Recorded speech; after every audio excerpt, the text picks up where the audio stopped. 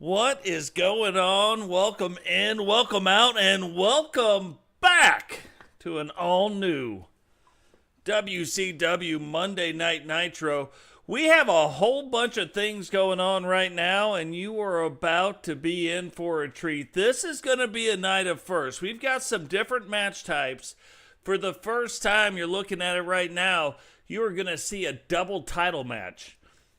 We'll get into that a little bit more in a second. Grady, welcome to the stream. But we also are going to have a Hell in the Cell 2 out of 3 Falls Count Anywhere match. The brand new 8-man tag team championships are going to be on the line tonight. What is this? If you watched the last couple episodes, we have different tag team champions, but there's quite a backstory to the why. Brand new debuts tonight. 3-way television title match. And both the women's and the men's WCW Universal titles on the line tonight. Cecil Davis, after that crazy match where he pinned 7 opponents by himself, first time ever in an 8-way match that had ever happened, gets his shot at Sting tonight. Sting said that he had earned his shot and he is going to get it here. But before we can get to that, it is time to get to this. Now, there has been a brand new update. Update 1.05 is out. Will that fix the tag team entrances? We're about to find out right now. What is going on, Digital? Welcome to the stream, brother.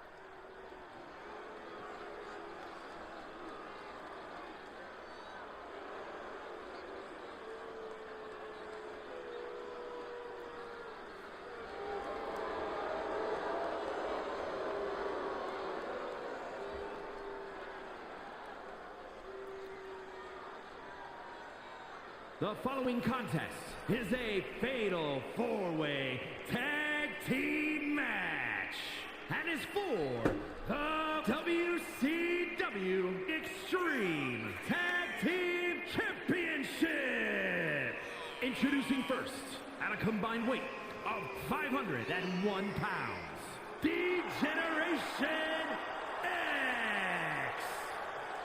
So D-Generation X, a couple of their members making their debut here tonight and getting a shot at the all-new, the brand-new 8-man tag team titles. What is going on, Sentinel? Welcome to the stream.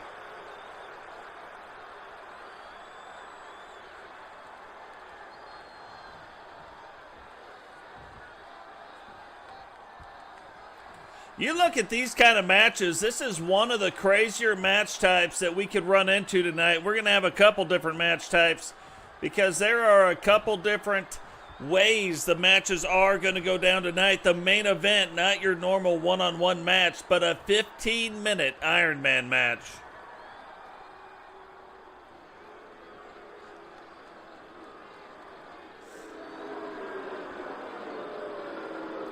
And their opponents, first, at a combined weight of 773 pounds, the Disciples of the Apocalypse. If you guys remember, kind of the leader of this is The Fiend. Now, we have not seen The Fiend here in Season 6 as of yet. But making their debut here tonight, Brutus Walters and Wade War Walters, the Walters brothers. The largest tag team that we have seen in a long time. There used to be a tag team just about the same size, but we have not got to see them in a couple seasons now.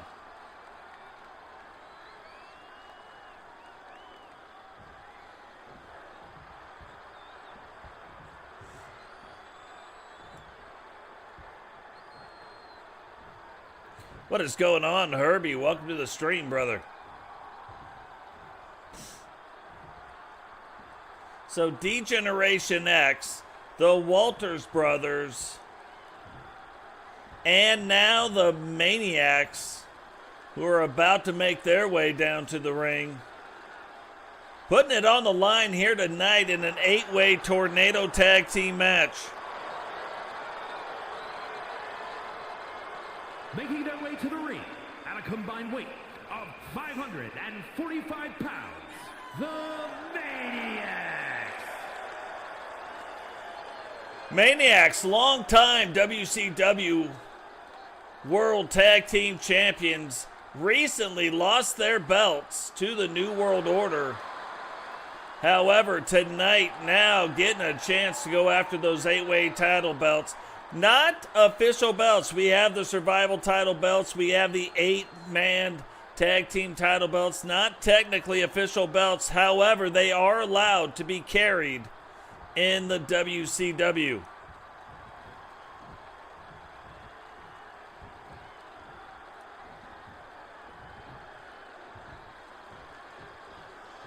And now the current 8-man tag champions, the Bikers, about to make their way down to the ring.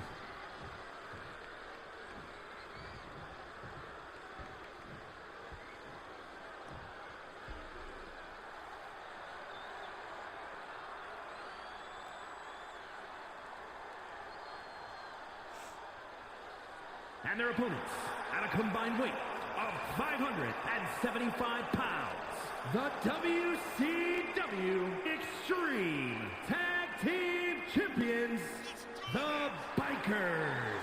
Well, if you haven't figured that out, their entrance is backwards. That's okay. Digital getting all fired up for this match. JP gonna get a check out of all new tattoos on a JP.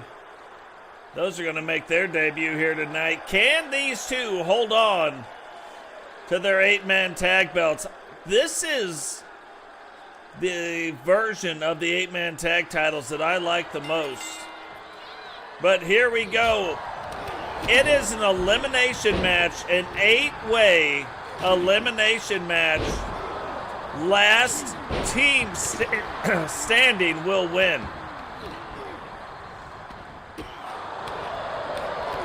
So lots of strategy ends up going in to these 8-man tag matches.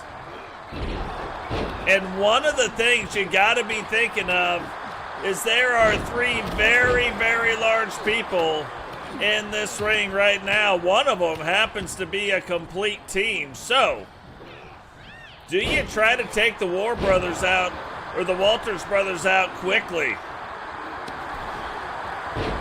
Seems to me you would, but you might be able to use them against each other and against the other teams to soften the other teams up.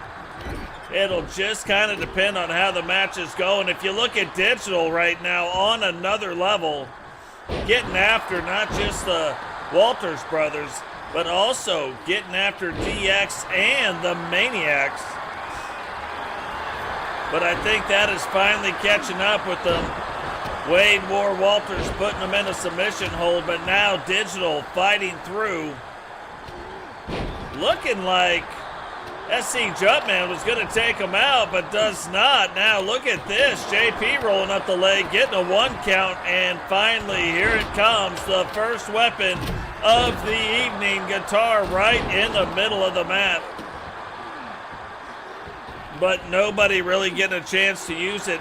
Who do you think is going to be eliminated first in this match? DX swinging that stop sign, trying to get after Wade War Walters, but Ed misses. And Wade now trying to take advantage of it, but Ed getting things turned back around. Brutus now trying to roll up Digital, not even close. And look at the state of all these tag Oh, that is Digital's finisher right there. Now rolls up the leg of Brutus. And almost a 3 count. And look at Digital. Moves pretty good for a big guy, I would say. Milkman now getting after Ed on the outside. Throws the chair, though.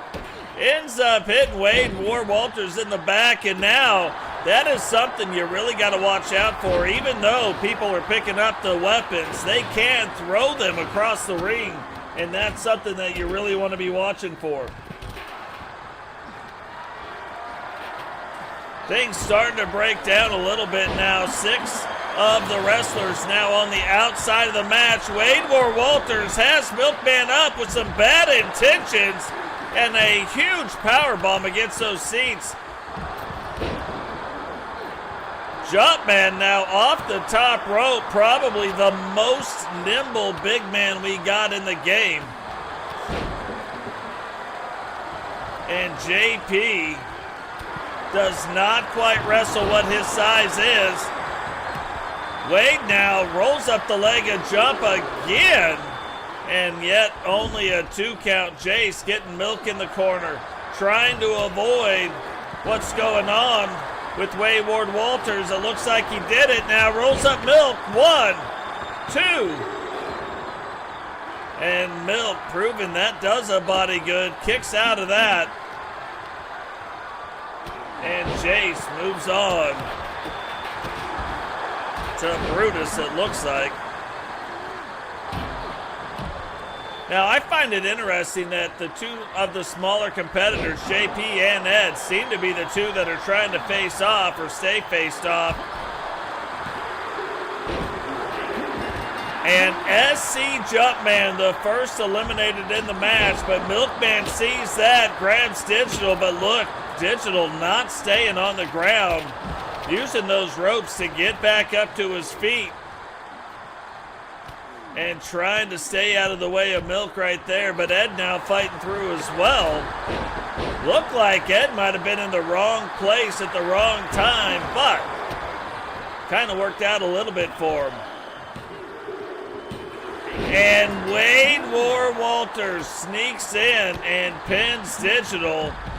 So now if the belts are going to remain with JP and Digital, it is going to fall solely on JP's shoulders. JP looking like he's trying to take on both the members of Generation X by himself right now. And he was faring pretty well, but now not faring so well.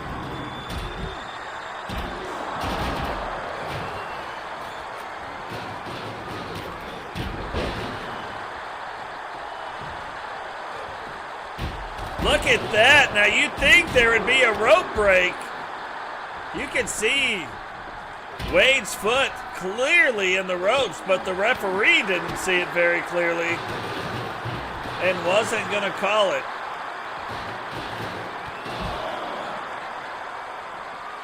Now one of the biggest guys taking on one of the smallest guys. Wade starting to talk that trash, but look at this. JP not having it. JP was telling his tag team partner to come over here. Wade said, nope, I got it. I'll come over there. One of the first times, too, we've actually seen the stairs moved somewhere, which is nice. So they still will move the stairs, but hopefully don't go after him quite as much. JP looking like he's trying to get back over on the Wade. Finally does, jumps up, and that is a long way to jump up. But finally gives Wade the bulldog right there. JP now setting up his finishing move, hits it on Ed, splits Ed wide open. Thought he was going to go for the pin, and Brutus stops the pin from even happening. Milkman now in the ring, and this is one of those things I'm talking about. Here he goes again. JP going to put Milk in the finishing move. Goes round, rolls up the leg. 1, 2, 3. And I guess that's going to answer one of the questions. I thought that maybe JP might have tried to team up a little bit with Milkman since Milkman's partner Jump and Digital Dogs was eliminated from that match. But now it is JP versus two full teams, D-Generation X and the Walters brothers. Their teams both still intact. Can JP hold his own? We're about to find out. Oh, splits open Wade. Wade still trying to get back to his feet. And look at JP using every inch of the arena. But now Jace looked like he tried to sneak in there. Get him a little bit of JP. And he didn't have to sneak in there. This might be all over, but the crying Jace of Spades incoming, and that will end anybody's night right there. 1, 2. And how does JP kick out of that? The Jace of Spades, you just witnessed it. Not even sure how you would kick out of that. JP having a problem even trying to get back to his feet. Don't even know if he knows where he's at.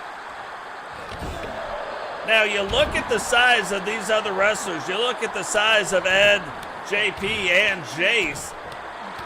You almost think they would team up maybe a little bit, try to get the two big guys out. Ed now rolls up the leg, 1, 2.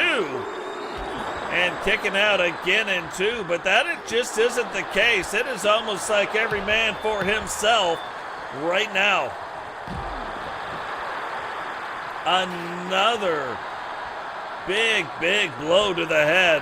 Oh, that's Ed's finishing move. Is that going to end Wade's night? He rolls up, oh, and pushes, oh, and uses the cheek pin. And it actually works. What a pinning maneuver using the ring. It looks like JP very tired still, trying to get back into the action. And Ed wisely recognizes his partner in a little bit of trouble. Now look, JP's still on the ground. And the best thing that could possibly be happening, DX now focusing on Brutus. 2, 3, and D-Generation X takes out Brutus, and now JP is in a handicap match, 2-on-1. Don't know if he can possibly come out of this, and there is no way you get out of 2 of these. That is 2 Jace of Spades. But look at this. A mishap on the part of Ed helps JP kick out of there. And now look at this. JP puts Jace in his finisher. Rolls up the leg. And look at this, Ed again. Huge mishap. JP might just end up doing this. Can you believe 2 mistakes on the part of DX gives JP this really small window to come through, and it looks like he's about to come through right now, delivering the monkey stomps to the chest of Ed. Now thought he was going to go for that trash can. Doesn't do it, and this will be the first time, if JP can pull this off, that in a 2-on-1 handicap, the handicap wrestler wins. When it's a tornado, JP setting up for it. It is his finisher. Can he get it in? Will Ed fight through it? Gets him back in it again. Hits it. And look at the blood on the mat. Look at the blood on the mat. Blood pouring out of Ed's head. There is blood on the mat right now. All over the place. Ed now trying to crawl, get back up. And JP grabs the microphone. He's got something to say to Ed. And here he goes. Says, is this thing even on? Apparently it is. Swinging and missing. That is strike 3, strike 4, strike 27. Ed ducks the 1. But look, doesn't matter. Oh, Ed fights through. That does matter. Ed now picks him up. Powerbomb. Hits him with the elbow, and that might set up Ed's finisher. Rolls up the leg of JP. 2, 3, and somehow Ed Cardozo comes back. Blood everywhere. Blood on his chest. Blood on the mat. And wins.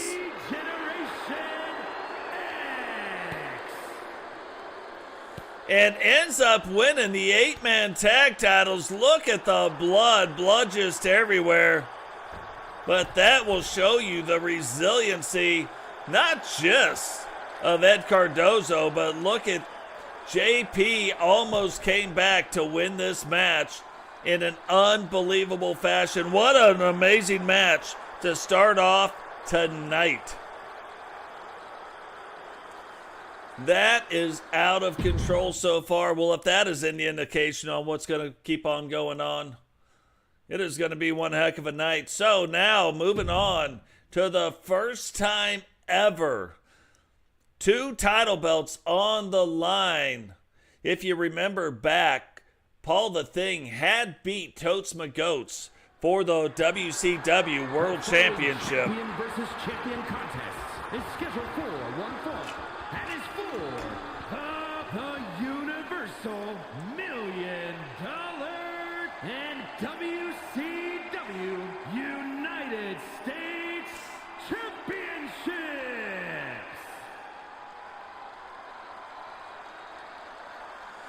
So if you remember back, Paul the Thing had beat Totes McGoats for the WCW World title, and Totes had not forgotten about that, so he has been trying to get a shot at the $1 million championship.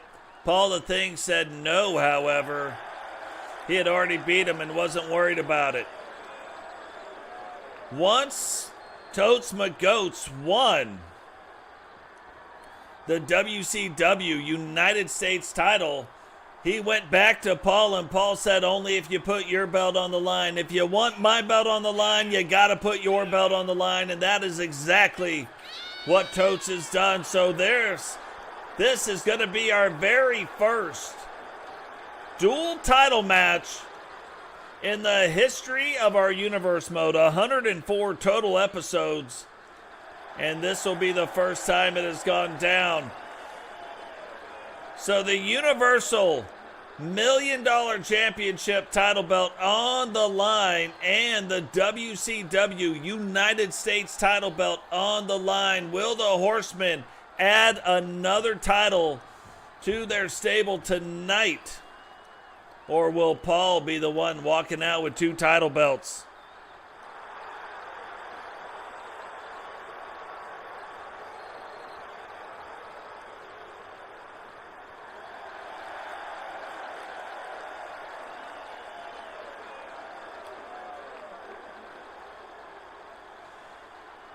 Look at this, Horsemen walking out, 2 of them in their manager's attire, one of them, Totes, getting ready to wrestle tonight. We have seen them do this before. Rowdy also going to be in action tonight for the WCW Hardcore Championship. But this could add one more title belt, and the Horsemen, even though there's only 3 in their stable right now, this could actually add 4 title belts by the end of tonight.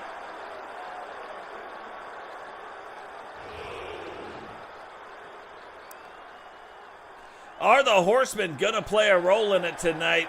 You would almost have to think, with the role Paul has been on, they would need to play a role. So will that happen? Horsemen, though, you can tell, much more animated this season. Not quite sure the leadership direction they are under right now, or maybe they are all contributing to that. But 2 title belts on the line right now.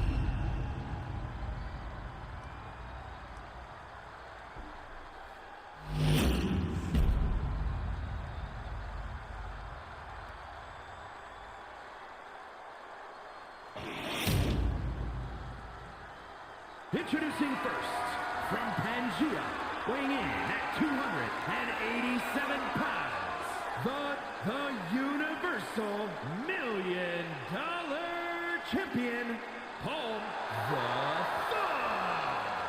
Now that's got to freak you out. Paul able to make his title belt disappear.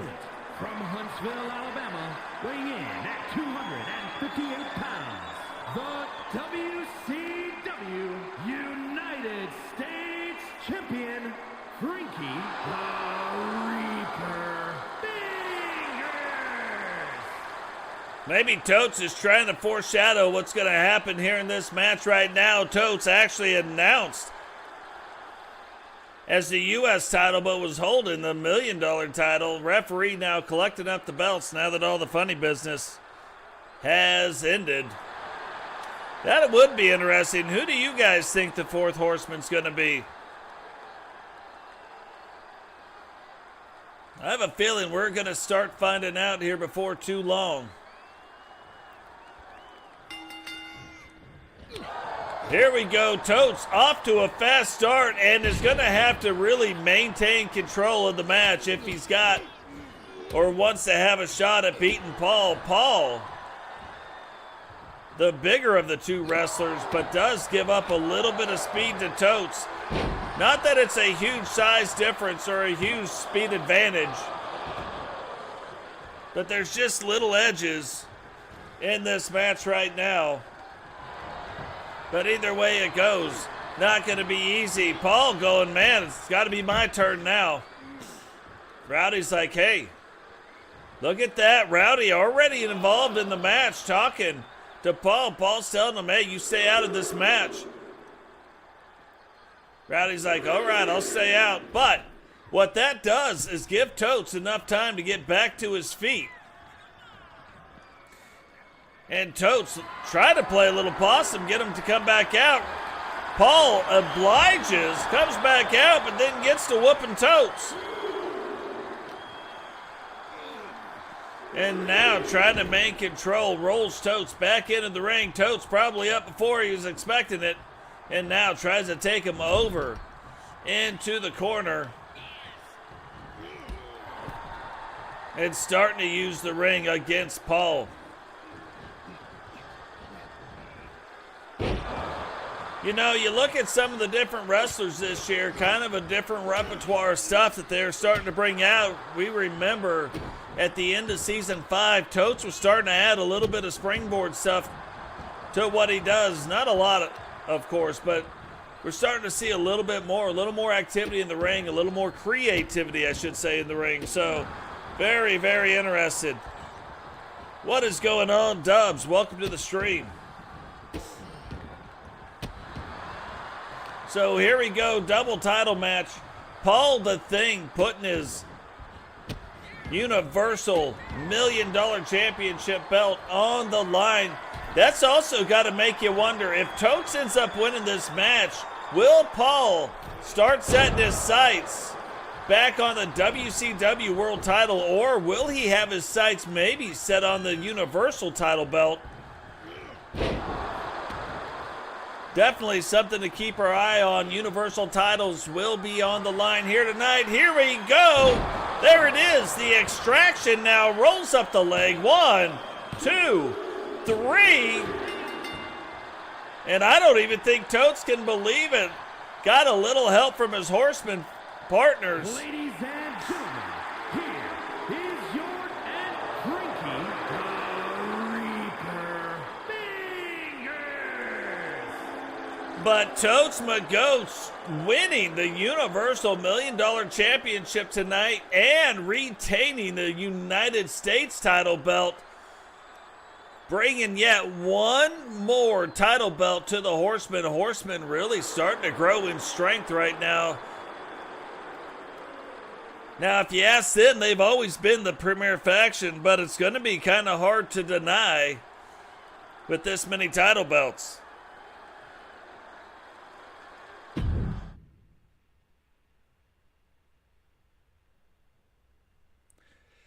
So, interesting thing that we ended up finding out, and we thought that there might have been an issue, But if you remember, at the end of season 5, Misti Watson and Kylee Watson ended up beating the Authority for the WCW Women's Tag Team title belts. Then what ends up happening is they don't show up. They're nowhere to be found, but the title belts are back around the waist of the Authority. Well, we found out what happened.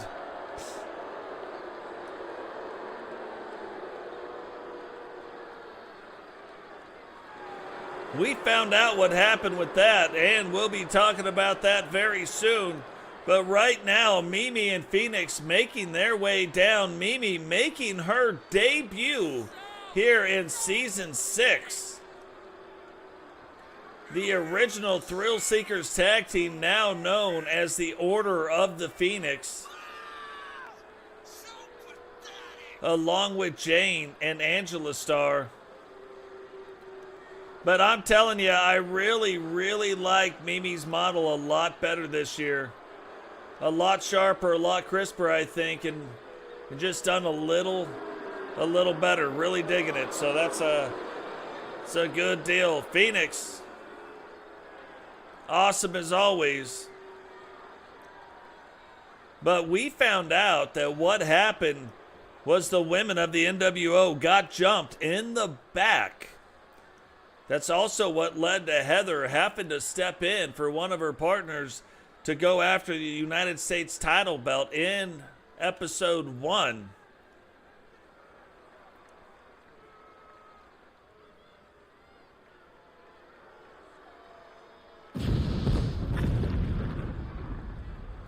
But when when Phoenix and Angela Starr went after the titles, there was a count out, so belts didn't change hands. The NWO was lying in wait in the back, jumped the Authority, took back their title belts, and now giving Phoenix and Mimi the rightful shot at these tag team title belts now that they're back around the waist of the champions.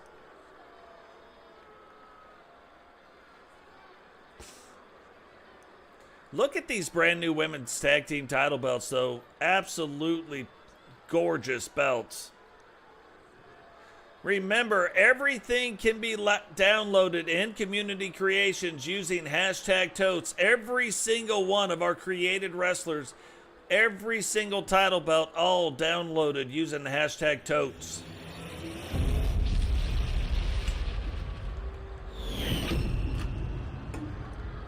The following contest is a tag team match set for one fall and is for the WCW Women's World Tag Team Championship. Introducing the challengers, the Order, and their opponents, the WCW Women's World Tag Team Champions, the NWO.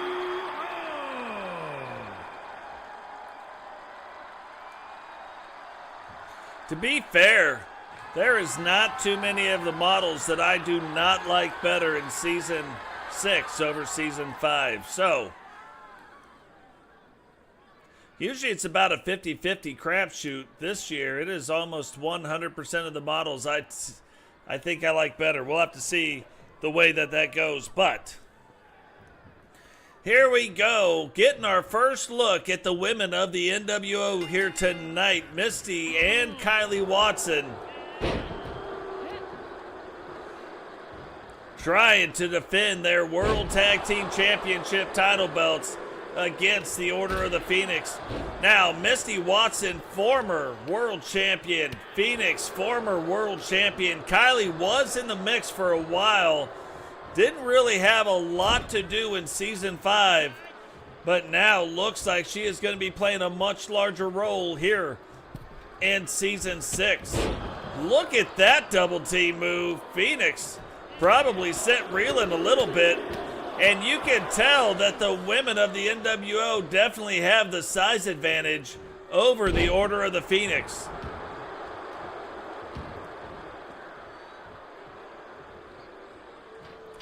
We have quite a few different surprises that will be coming here in season 6 for sure.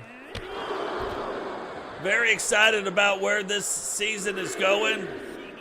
You are definitely going to want to stay tuned. And speaking of staying tuned, if you're not subscribed to the channel, go ahead, reach down, hit that little red subscribe button. If you want to support the channel in a different way, we do have memberships available. If you're new to the channel and you want to be a wrestler in the Universe Mode, part of those memberships will get you just that. You don't even have to ask.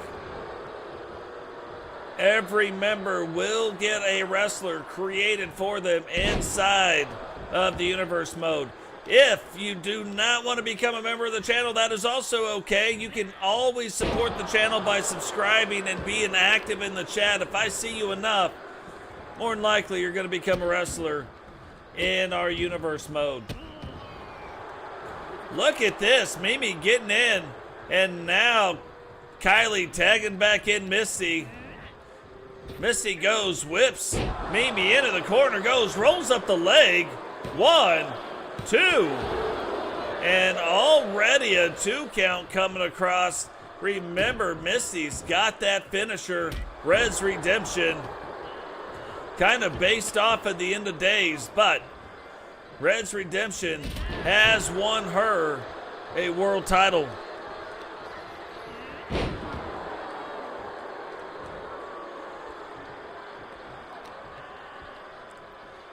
That is right, NWO. Once you're NWO, you are NWO for life. Hey, have a great day, Dubs. Here we go. Look, picks up Kylee, and that is what's probably going to happen if the Order of the Phoenix wants to get these title belts from the New World Order. There's going to have to be some double team moves, and Phoenix keeping a keen eye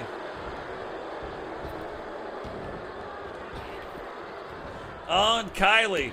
Now, that is not a glitch in her hair. That was an ode back to 2K23 when it was a glitch. I put it in there on purpose. Look at the big kick there. Mimi, though, staying on top of her, not letting her get back over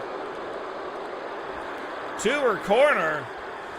And Kylee finally rolls out of the ring, but Mimi and the Mohawk not going to have it. Jumps out, shoulder block.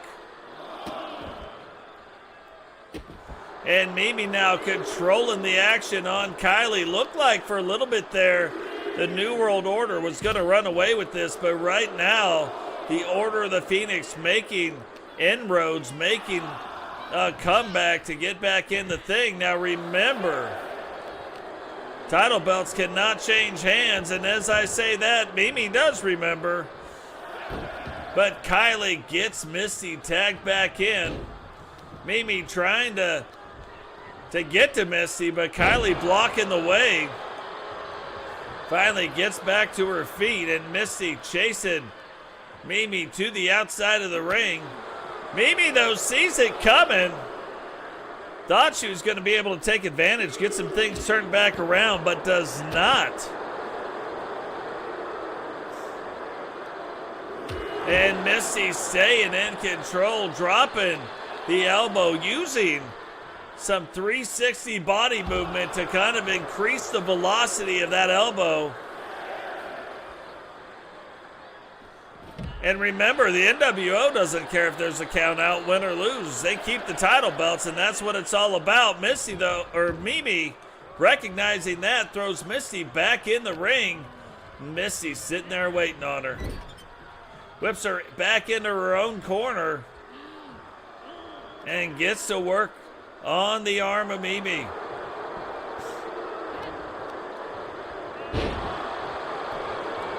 Now rolling up the leg, 1. And Phoenix there to break that up. Looked like Misti was going to try to tag out, doesn't. Then goes to kick Mimi, but she catches the leg. Look, Mimi, though, uses this opportunity, gets Phoenix tagged in. And now both, you want to say redheads, but one more of an orange head. Really, 2 of them more of an orange head, blonde and orange.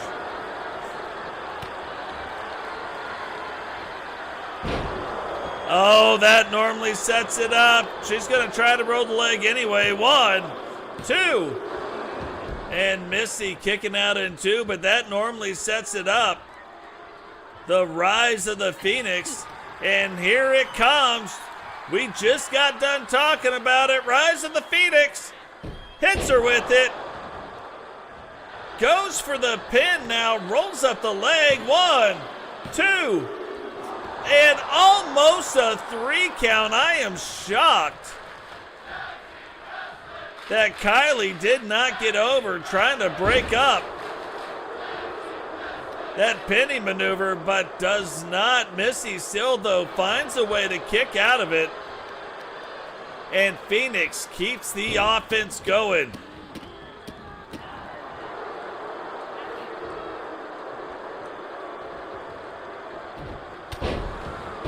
Well, she ducked one, but did not duck the other.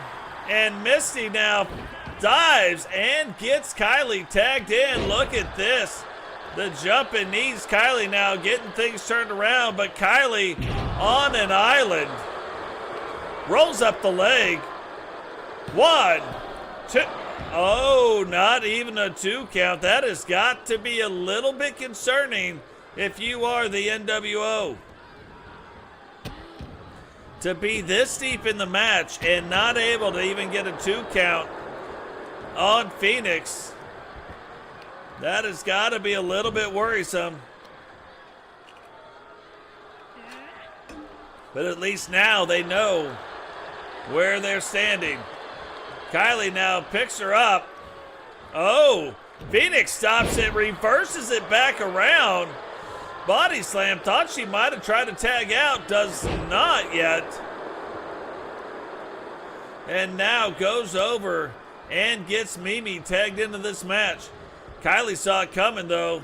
Gets right on Mimi and starts delivering the overhand rights and gets Misti tagged back in. Charles Robinson, the referee, right there on top of it to say that he saw the tag and the tag is legal.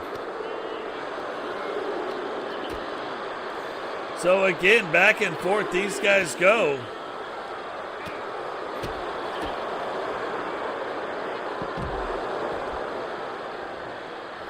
And it is hard at this point to say who is leading in this match. But again, Mimi has got to keep an eye on what's going on because it does no good to have a count out. Misti slides in, thought she might have gained the advantage, and a huge right hand stops that advantage. Are we going to be looking at the Mia Moore? No, not the Mia Moore. She takes her, brings her back over to the corner, gets Phoenix tagged back in. Double team move incoming, double super kick. And thought a pin might be happening, but no pin as of now. Phoenix now going, taking flight, taking it up to the top rope. Misti thought she jumped out of the way, then does jump out of the way. Oh, tells Phoenix to come on. Phoenix does come on. Gives her 2 knees. Says call her in the morning. Misti fighting, and you can just see fighting to get back to her feet, and this time Kylee there to make the save. Don't know if Misti could have kicked out of that move, but now it's might just do it. Mia Moore inbound, hits her with the Mia Moore, one arm across the body, and we almost had the Order of the Phoenix win back the WCW Tag Team title belts that they lost many, many moons ago in Season 5. However, Misti kicks out again and again gets, just for her troubles, gets another double team move against her. But look at that. Finally, Misti gets that stop, blocks that, keeps the offense going, brings Phoenix over to the corner. Is this going to be her shot at a double team? Takes Phoenix, whips her, takes her up, big backdrop. And now Kylee. Whoa, Kylee. Yeah, I thought, I was like, what's going on? Kylee went to take it up to the top rope.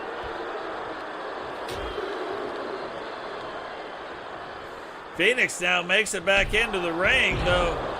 Takes Misti out.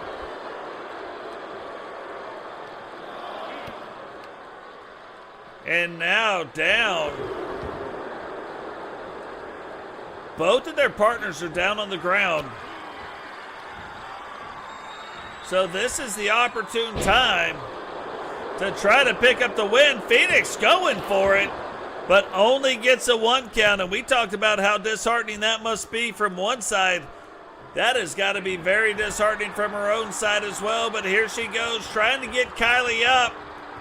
Does get her up and brings her down for the Phoenix Rising. Rolls the leg. Misti going to be right on top of this to break it up. And Kylee doesn't even know which way she should be crawling after that maneuver. Phoenix, though, staying right on top of things, staying in control, getting her tag team partner tagged back in, whipping Kylee now into the ropes. And a huge hip toss, boots right to the midsection. And kind of thought that something was going to happen there, but it didn't.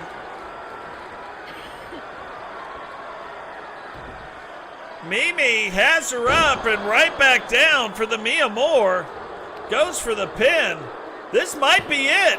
2, 3, and we have brand new WCW World Tag Team Champions. Here are your winners, The Order.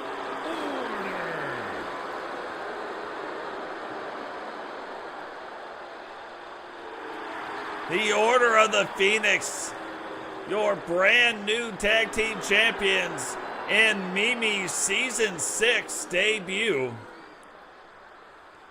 So by the time the New World Order gets their tag team title belts back, they end up losing them right away to the Order of the Phoenix.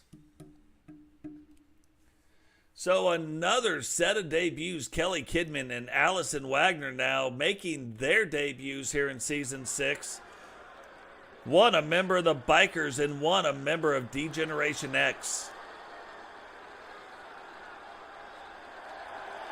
The following is scheduled for one fall, making her way to the ring, representing D-Generation X from the Garden of Eden, Allison Wagner. Allison Wagner making her way down to the ring, did not save her entrance over from where I should have. So be the one time you see her enter the ring like this. But to be fair, if you had to see somebody enter the ring like something, might as well be like this. Not a bad entrance. If you were fighting Muhammad Ali.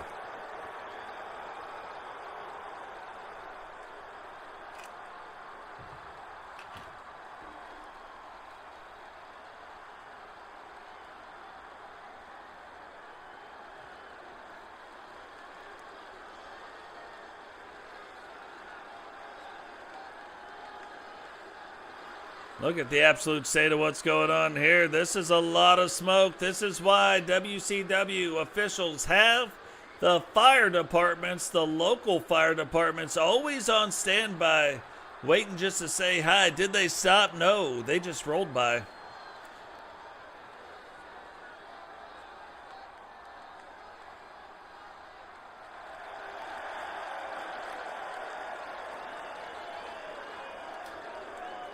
And even though you didn't get to watch me make it, talk about an entrance.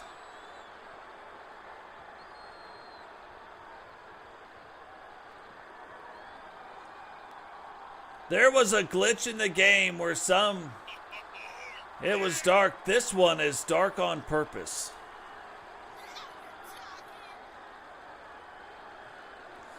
Kelly Kidman, though, making her way down to the ring, coming out of the darkness. a member of the Bikers. Had a lot of success since coming to WCW. Will that success continue here tonight? What is going on, Eagle? Welcome to the stream.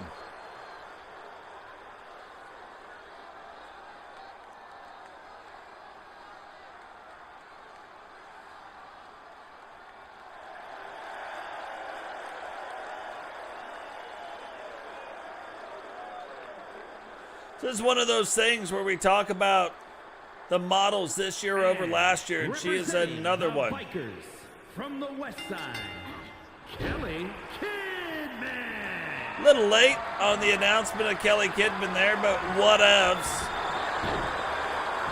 It'll all be okay. Every little ting, it's gonna be all right, man. You haven't seen the movie Marley, check it out. So these two, Allison, Wagner for that matter, we talked about the success that Kylee Kidman saw back in season 5. Allison Wagner also seeing a lot of success in season 5. Will she continue that here in season 6? The only female member of D-Generation X. Will that change this year? Will they find another member or not? Kylee Kidman, high flyer, likes taking it off the ropes.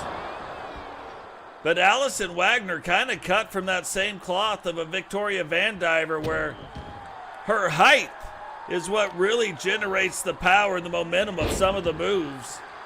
Like that move done by Kylee Kidman does not have the same impact that it has when Allison does it. Just the sheer height and velocity of where it comes from and the amount of time it takes to get there. Speed times distance equals an owie.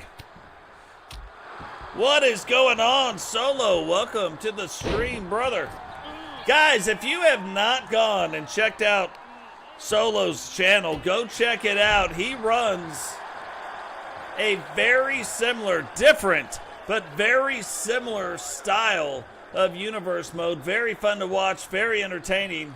Dubs has a wrestler in that universe. If you want to have a wrestler in this universe, he will let you know how to do it as well. But go check out his channel, subscribe, do the thing. Look at this. Right now, Allison starting to put her into the Boston Crab, and look at this. She pulls the hair, flips her back over, almost in a schoolgirl type maneuver. They called a schoolboy, but I just couldn't bring myself to say it with two women in the ring, so schoolgirl maneuver. But gets it turned back around, and look at that. DDT right off the apron, and Kylee Kidman trying to keep the advantage in this match. Allison fighting through, just trying to survive the attacks. It is crazy. If you guys remember in one of my creator streams, I said there are two channels where they do something very similar to what we do. Solo is one of them.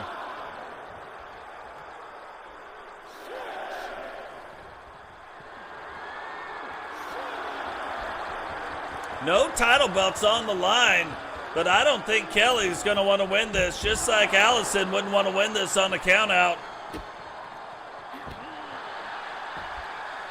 So she takes that count up to 7 and then jumps out to restart the count back to 1. And you can hear both the opponents starting to get wore down, starting to get tired.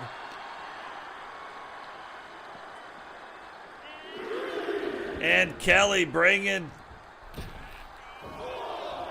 bringing Allison back into the ring. Referee stepping out of the way.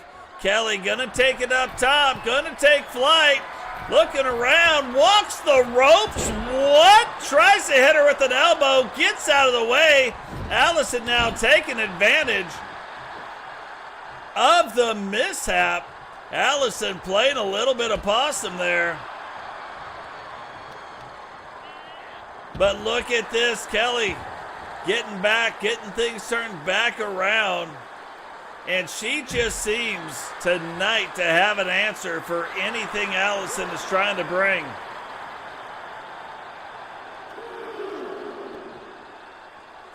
You would think that there is some kind of love lost between these two wrestlers, but until tonight, they have never met in the ring.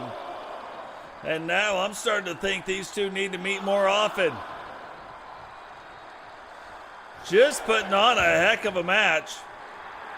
Oh, look, Allison tried to tell her to stop in the name of love before Kylee Kidman breaks her skull.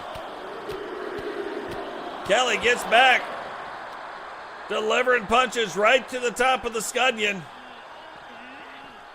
and throws Allison back in the ring. Now, we have said in some of these matches that you can't tell which one has got the advantage, but it has been very obvious in this match so far to this point. Kylee Kidman has been the aggressor.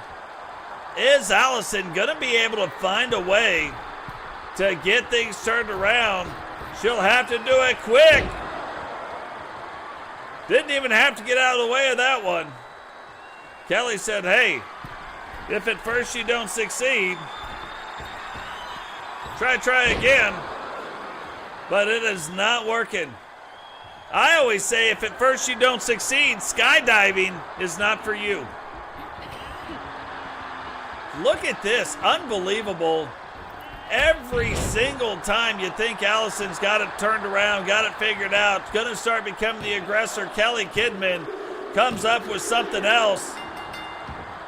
And look at this, Witcher, another member of the Bikers, just took out Allison Wagner with the TV title belt, trying to make sure that Allison does not come after her television championship. Is that going to work? Does that tactic work? Or will it not? That's something we're going to have to keep an eye on. And is Witcher going to be involved in all of Kylee Kidman's matches? I mean, they are the Bikers. They are on the same side. Are they working in conjunction to try to keep that title belt inside the Bikers? We'll have to wait and see.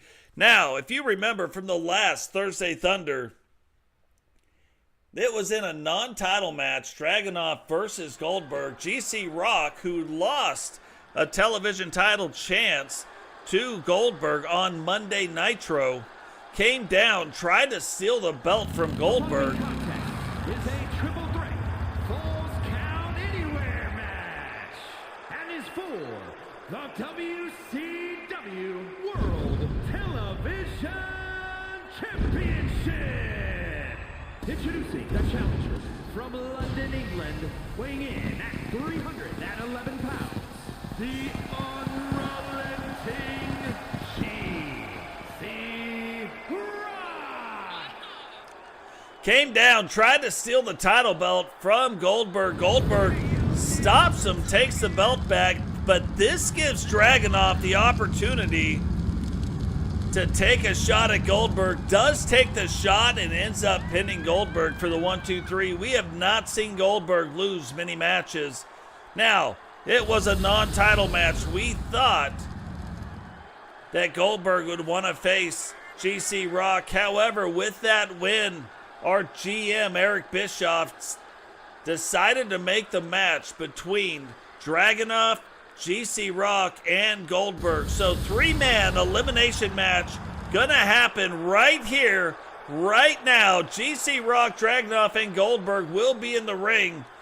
Last man standing will either become or retain the WCW World Television title.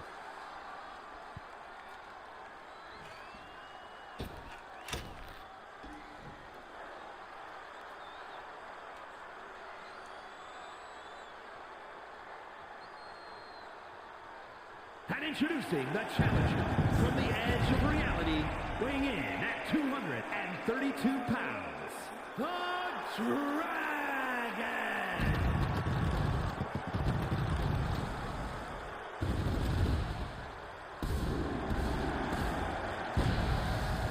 I'm going to tell you right now, the fire department is having a cow in the back.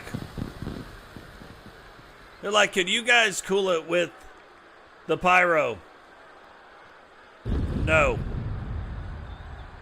Dragonuv now, though, making his way down to the ring. Same style mask, different, very different look as far as the rest of it goes.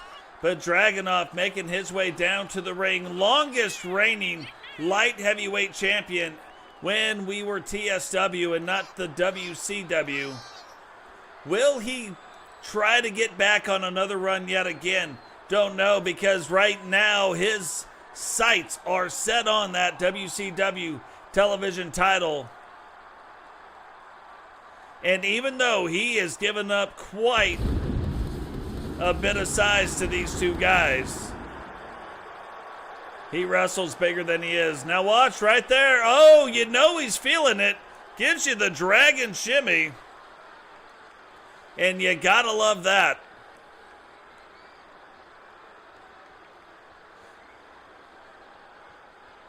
And right when you thought the pyro was over, wait, there's more.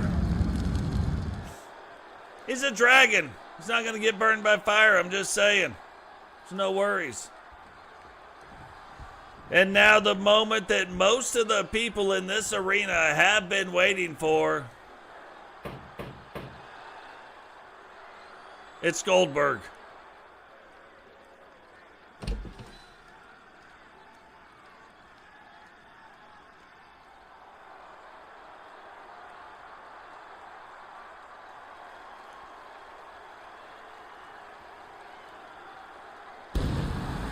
Keep waiting for what's the status to do a Goldberg. Hasn't come out yet, so we have done the best that we can with what we got. But Goldberg making his way down to the ring right now. He has been, since season 5, our WCW television champion, and nobody has been able to get that belt off from around his waist.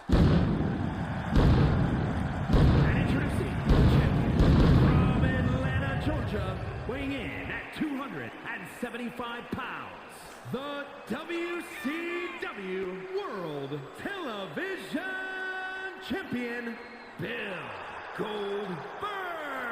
What is going on, Volcano 6000 YT? Welcome to the stream. If you guys don't know what we do, we make almost all the wrestlers. I used to be able to say we make them all, but now it's almost all the wrestlers. We create all the title belts, all the arenas.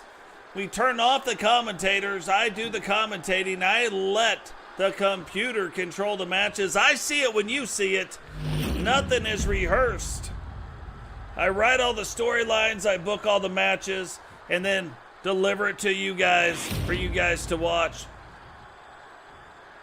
So if that is something that interests you, drop a like on the video, subscribe if you're new, turn on the bell notifications so you don't miss any time we go live. Share the video. Share it with somebody who says you can't share very well. Find that person, share the video with them and say, look, I can share. In your face. Unless that's your mom. Don't say that to your mom. Not having it. So here we go. GC Rock, Dragonuv, and Goldberg. They have kind of been intertwined in the things that have been going on here as of late. Goldberg wanting to get probably after both guys. But you would almost think that if I was Dragonuv and if I was GC Rock, I might have did a little coercion in the beginning. I might have been like whispering like, hey, why don't we take Goldberg out and then it'll just be me and you and then one of us will win the title. And maybe that is what'll happen. We'll have to keep an eye on it. But right now, GC Rock and Dragonuv going after each other. And Goldberg wisely, like a champion should, kind of hanging out, letting these two guys beat themselves up. Now remember, this is an elimination match, so you will not see them breaking up pins. If you do, not a smart move.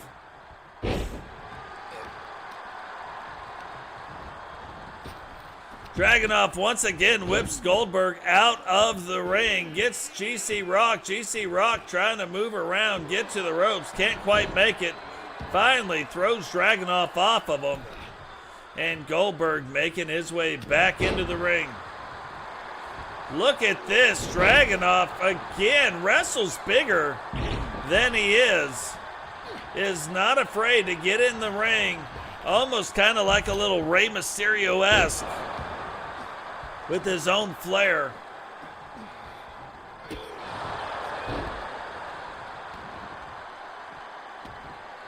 And GC Rock ends up going for the first weapon, but doesn't see Dragonuv lying in wait.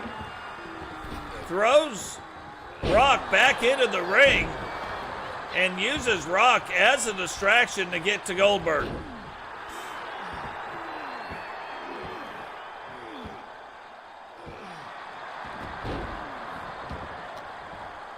Goldberg this time said, hey, I saw what you did to me. One good maneuver deserves another. GC Rock now trying to be the beneficiary of it, but just does not work out quite like that. And Dragonuv grabbing the leg, wrenching on it. Goes huge crossbody. Now, probably not that big of a huge crossbody when you look at the size of Dragonuv hitting Goldberg, but could have been a huge crossbody if Dragonuv was a little bit bigger. G, though, will not underestimate Dragonuv. He knows. GC Rock has had a couple world title matches against Dragonuv, so he knows what he's up against. Goldberg, on the other hand, may not. But Goldberg and GC Rock have met before. And look at that. GC Rock going after the knee. Goldberg not going down, however. And now grabs the leg. Almost a 2 count, but not quite. And then look at this. The Vulcan death grip put on GC Rock.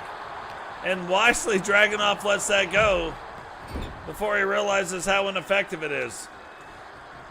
Well, I say ineffective, but to be fair, we have seen somebody submit to that move before. GC Rock grabbing a stop sign. And remember, they can throw objects. Looks like he was going to go try to hit Dragonuv with it. But Dragonuv caught him riding dirty. Gets him now. DDT, and there it is. Spear, that might do it. No, Dragonuv gets out of the way. Look at that. Little escape artist there. And Dragonuv may have just made a huge mistake. GC Rock was about to get a jackknife, and Dragonuv broke that up. And ended up saving GC Rock. And I'm going to tell you now, you guys know, 104 episodes. We have seen it every single time. No good deed goes unpunished. So Dragonuv breaks up the move that might have taken out GC Rock.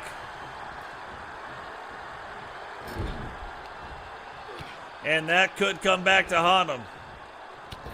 If it doesn't, it might be a first. No, here we go.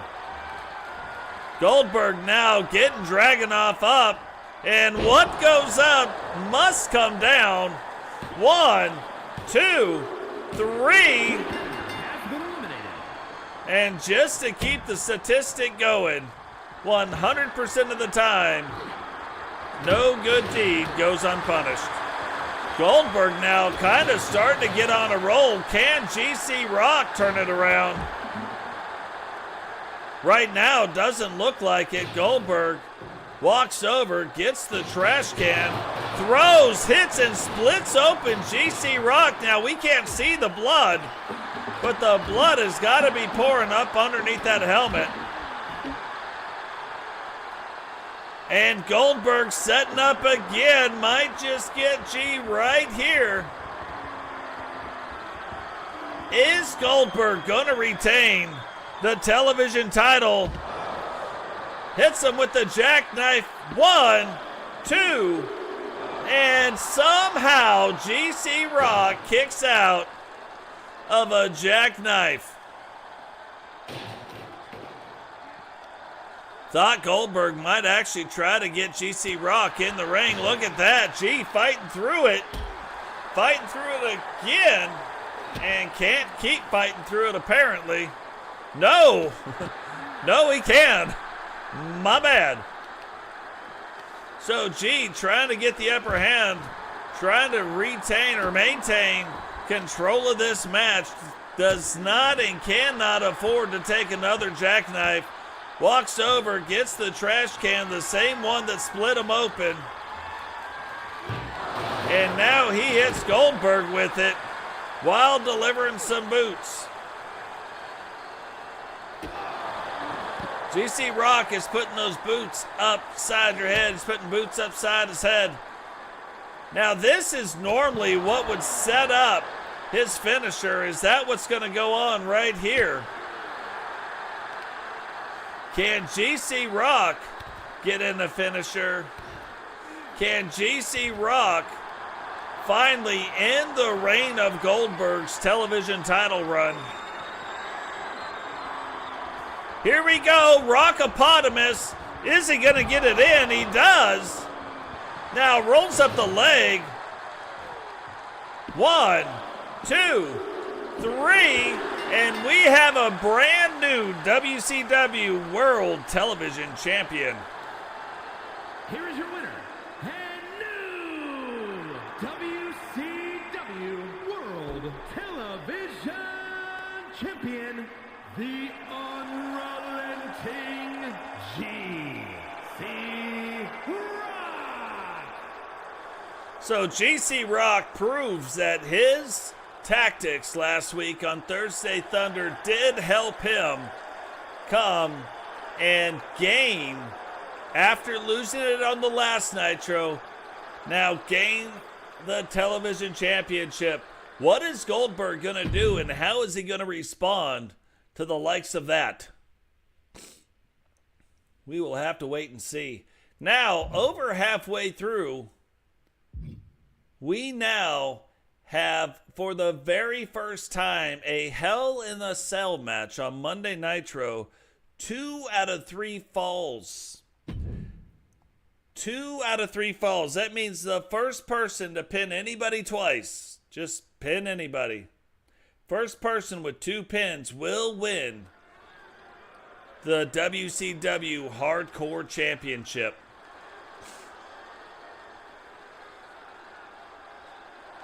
The following contest is a fatal 4-way Hell in a Cell match and is for the WCW Hardcore Championship. Introducing the challenger from Blackpool, England, weighing in at 228 pounds, Dangerous Dave. Remember, every single title belt and all of our created wrestlers can be downloaded in the Community Creations tag using hashtag Totes. That's TOTES.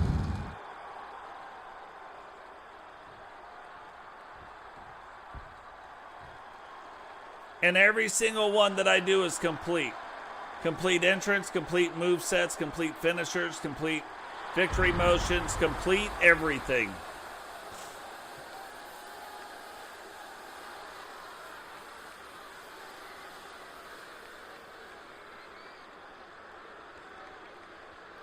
Andrew Dubs now making his way through the smoke. And introducing the challenger from Japan, weighing in at 241 pounds, Madman Andrew Dubs. Andrew Dubs. In multiple universes, you can also check him out in Solo Seasons universe.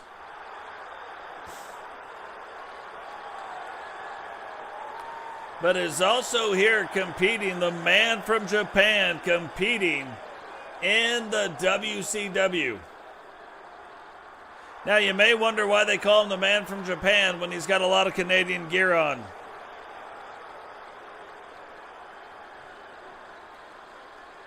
But he learned how to wrestle over in Japan, spent a lot of years over there perfecting his craft, and now is bringing it to the WCW. Introducing the challenger, representing the Four Horsemen from the nearest nightclub, weighing in at 304 pounds, Rowdy. Rowdy, the brand new. Well, he is not the new, but he is the enforcer of the new Four Horsemen, the Horsemen 2.0, if you will. Him and Eagle Star, the original two members, getting the blessing of Ric Flair. Now, do they still have the blessing? We will find out as the season goes on. But the enforcer of the Four Horsemen currently with 3 championship title belts. Can Rowdy make it number 4 here tonight?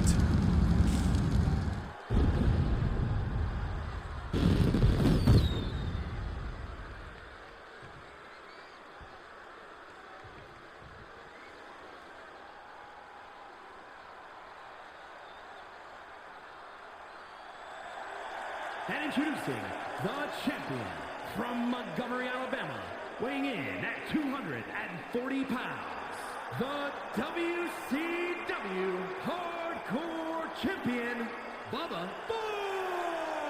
Bama boy making his way down to the ring. Current WCW Hardcore Champion. Kind of an ode with his entrance gear to his old look.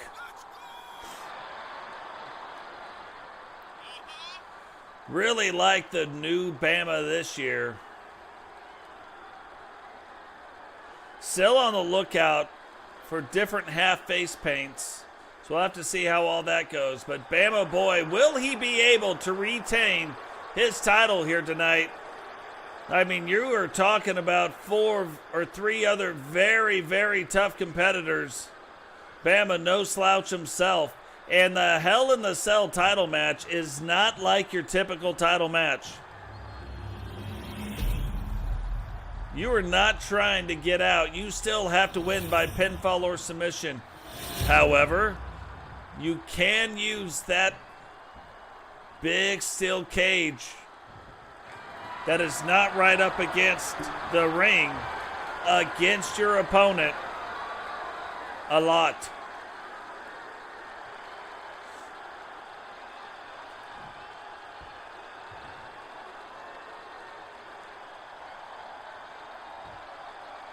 So Bama putting the title belt on the line. Dave making his season 6 debut here. We will definitely have to see how this all plays out.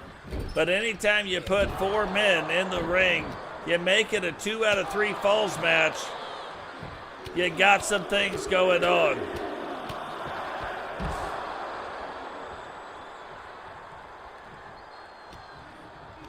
Remember, it is not one fall. It is the wrestler, and it doesn't matter who he does it against, just needs 2 pins. As soon as he gets to 2 pins, that wrestler will win the match. This is not an elimination match. Dave doing a really good job right now of controlling the inside of the ring, and the champion now back in the ring. Look at Dave ducking. Duck delivers that big right overhand, and I am shocked nobody was really going after Rowdy. Rowdy wisely just kind of stayed down, relaxed a little bit, kind of gathered his thoughts on what was going on.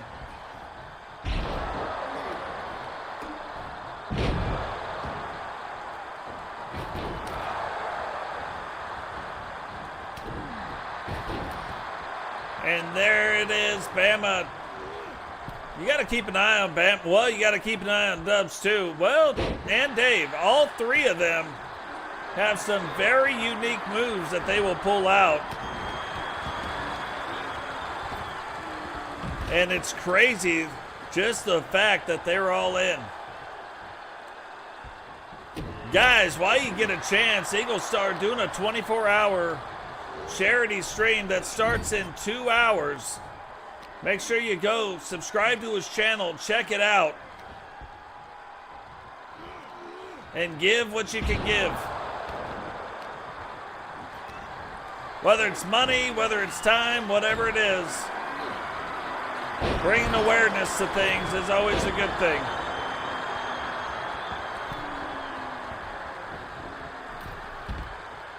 Now, this is the interesting thing. Thought there'd be a lot more fighting on the outside of the ring. To this point, there hasn't been, but that does not mean it won't devolve to that. It very well could.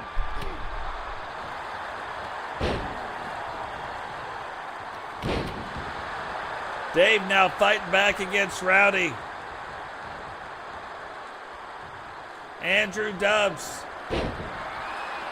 using the ring against Dave right now. Look at that. Kicks and punches, kicks and punches.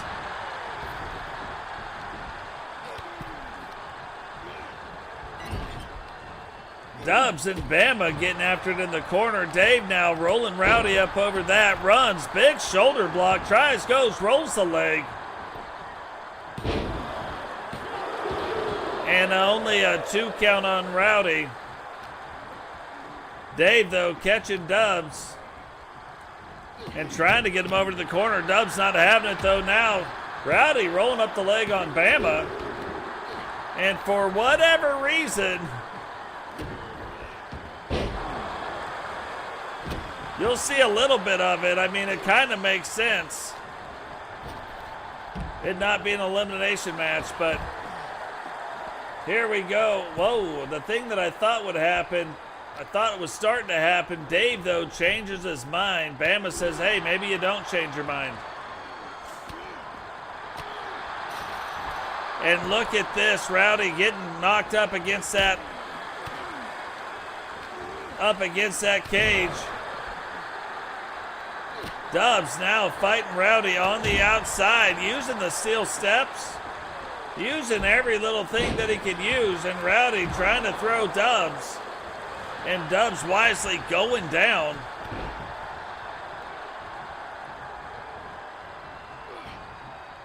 That way he doesn't get thrown into that steel cage.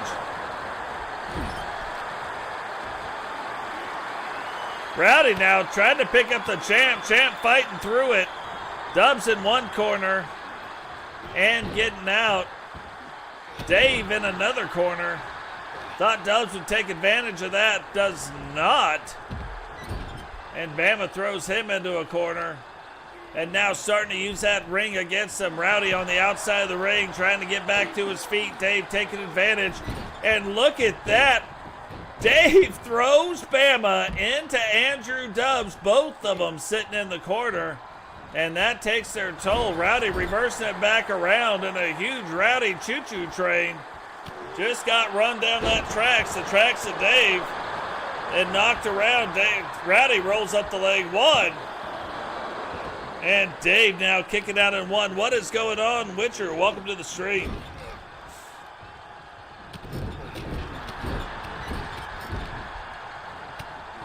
Nice. Rowdy trying to roll Dave out. Dave, though, getting back up. And again, just thought that you would see Dave maybe going after Bama right now. What is Rowdy doing? Look at that. Takes Dubs, uses him just like he's a baseball, throws him up against the outside of the ring over there. And I am shocked that the ring didn't give way, or the cage didn't give way. And just to prove no good deed goes unpunished, Bama steals the finishing move of Dave and uses it against him. And now it's almost like the ring just got cleared out. Rowdy waiting for Bama, however. What is going on, Rowdy? Welcome to the stream, brother. I miss you. Rowdy trying to get Dubs, hitting him with the right hands. Now hitting him with the European uppercut. Is he going to take him maybe the other way? All four men right in the same spot. Dave getting thrown up again. Dave now fighting through. Bama fighting through.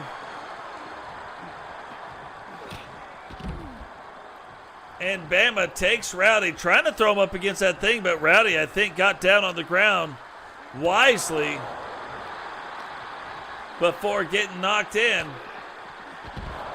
Oh, look at that.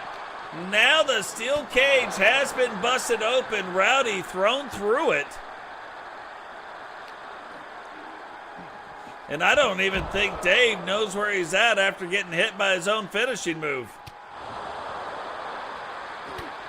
And look at this. It is spilling out now outside of the ring. Referee, though, staying inside. He knows right now, unfortunately, it's more safe inside the ring than it is outside the ring. Remember, 2 out of 3 falls count. And Rowdy now climbing up to the top of the cage. Is anybody going to follow him? Oh, you knew it. You knew Andrew Dubs would follow. Now Bama following. Is Dave going to try to follow as well?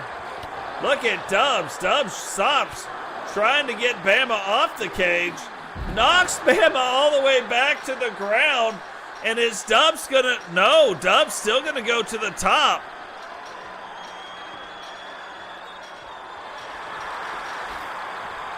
Rowdy climbs all the way back down, gets Dave, and now watching them as they do what they do. Bama trying to get to the top. Andrew Dubs now is like, nope, not doing it.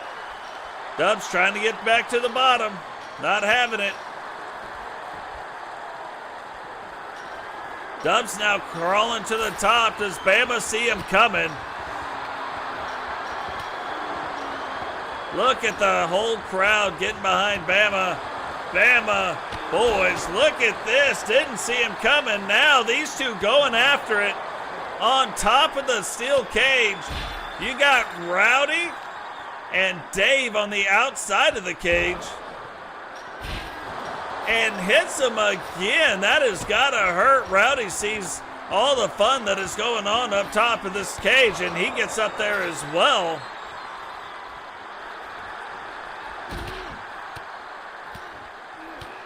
Now Dave is going to come to the top. Bama split open. This is what a hardcore match looks like, to be fair. Look at this. Rowdy picks him up and smashes him down on the cage. Dave now trying to get into the fun. And what is going to happen up here? Whoa, what is going on?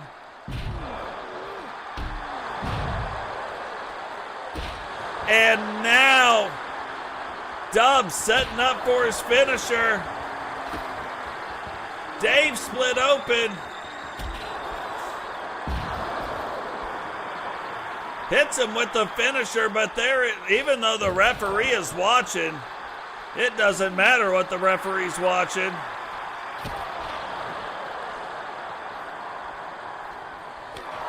So Bama boy now gets Dave, smashes him down on the ground. Dubs still staying after Rowdy. Rowdy trying to get back to his feet. Dave trying to get to his feet. Neither one of them can do it. Bama and Andrew Dubs staying in control. Oh, hits him with a roll tide. And I'm going to tell you, by the time these guys get back off of this steel cage, I don't think that it's going to take very long at all for the match. Oh, look at that. They go right through the cage. Dave catches himself. Look, rolls up the leg. 1, 2, 3. Of course, there's no way you can survive that. How did Dubs get down? Where is Dubs? Dave still going after Bama. Rolls up the leg again. 1, 2, and Dave takes absolute advantage of the other two guys being out of the ring.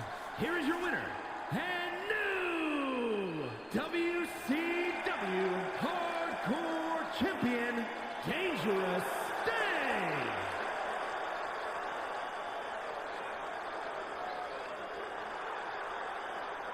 Can you believe it? Brand new Hardcore Champion Dave in his debut match here in Season 6.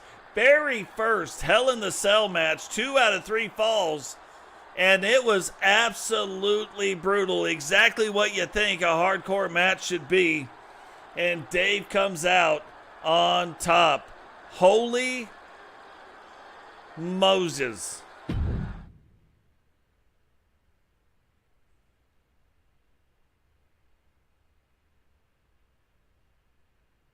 Well, happy birthday and anniversary, Rowdy. Final 3 matches of the evening coming up. Kedri gonna make his debut against Angel. Bobbi Hart making her debut and getting her shot at the Universal Championship. She had earned a shot at the end of Season 5 and now getting it here in Season 6. And because Cecil Davis pinned 7 people in an 8-man elimination match, he pinned all 7 people to win the match. Sting said, bro, you earned a shot at the title. Come and get it. So that is exactly what is going to happen.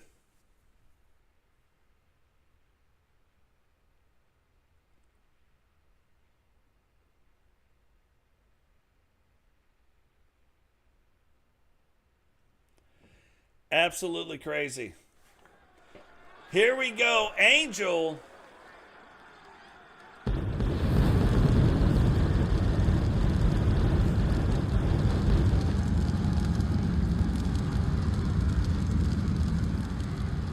The following contest is scheduled for one fall. Making his way to the ring, representing the LWO from San Juan, Puerto Rico, weighing in at 239 pounds.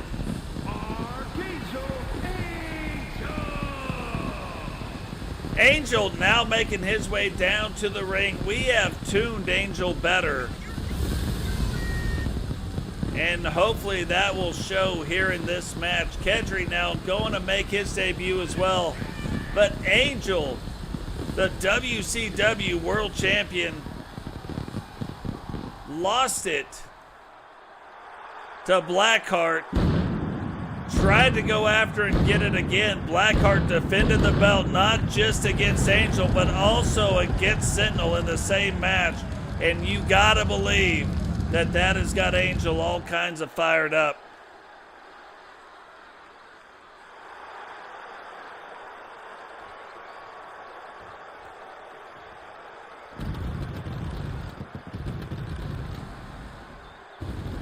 And his opponent from Dublin, Ireland, weighing in at 249 pounds, the Psycho Kid. I even like Kedri's brand new look better this year than last year. Kedri now making his way down to the ring, often accused of being in the Irish World Order, the IWO. I do too. I really like Rowdy's new look as well.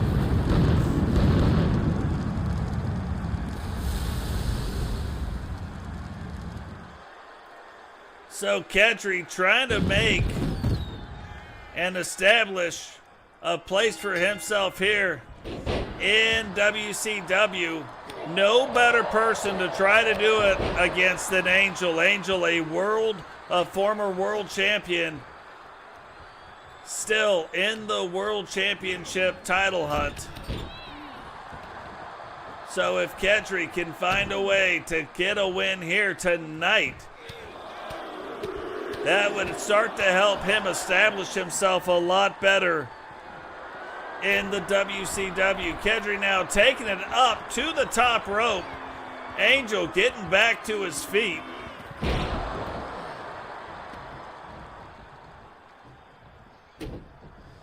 And Kedri staying in control of this match, landing that.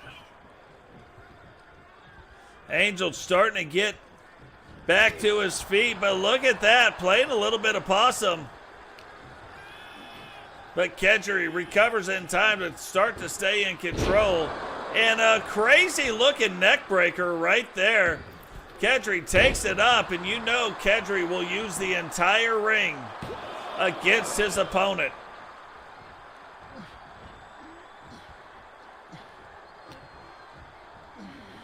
Kedri, one of the original people all the way back in season 1 to actually make his own characters. Since then, I have been making them, but trying to stay true to the idea of what he has done or what he did in that season. Don't even know if Kedri watches these anymore. I just happen to like Kedri's character a lot.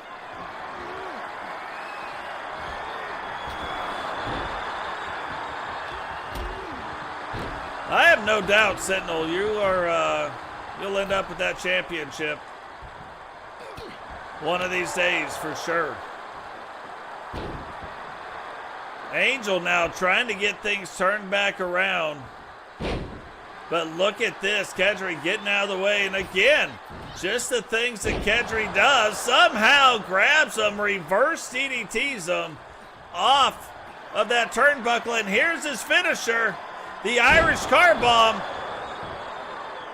1, 2, 3. And Angel,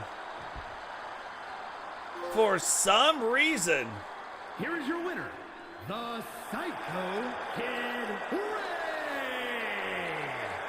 For some reason, and this lends me to believe even more that Angel is trying to wrestle with an injury. So definitely something we're going to have to keep an eye on, because that is the second match that has gone a little different than I thought it would go. Like, I'm not saying who's going to win or lose, but that match happened a lot faster than I thought it would. So it happens, but something we're going to want to see. Is Angel injured? News at 11.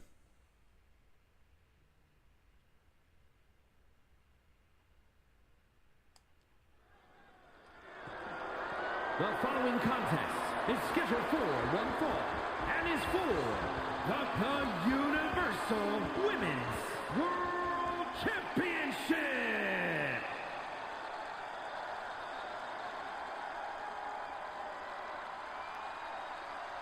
So double main event tonight. The women will go first in the first main event, with the women's universal title belt on the line. Bobbi Hart getting her shot at it that she earned back in season 5, getting that shot here tonight on Monday Nitro.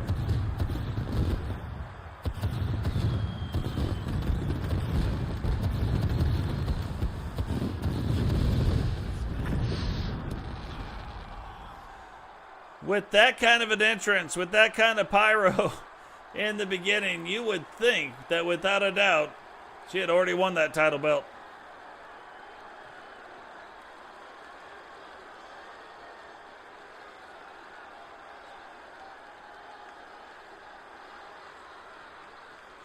But Bobbi Hart, the leader of the Women's Hart Foundation, sister to Bret Hart, did some interesting things with her hair. I think it looks a lot better.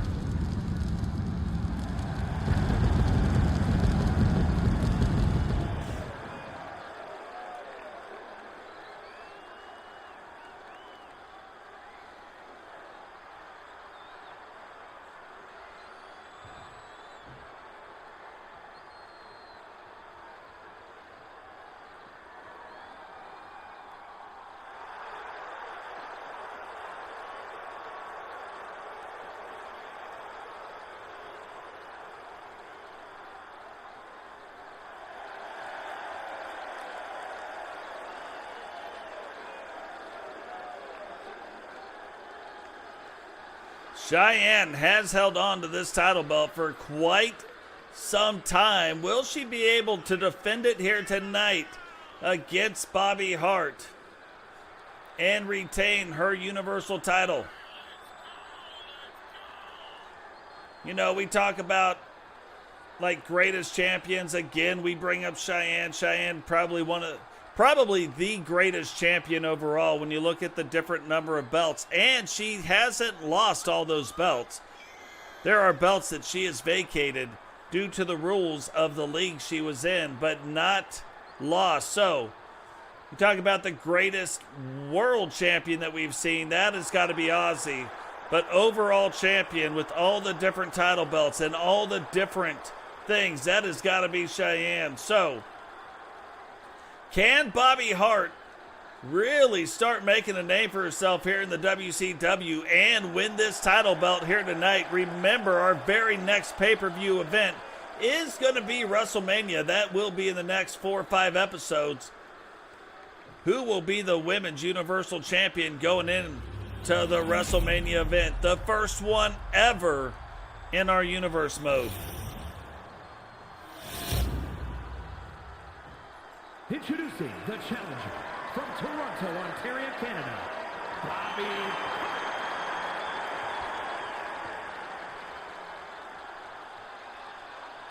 And her opponent from St. Louis, Missouri, the Universal Women's World Champion, the Extreme Wagner.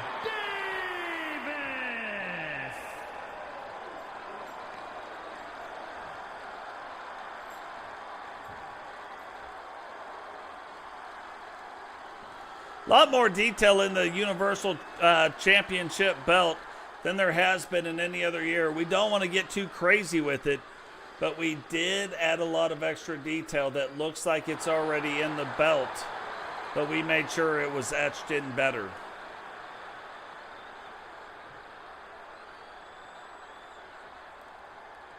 So here we go. Shyanne Davis, Bobbi Hart getting set to face off here.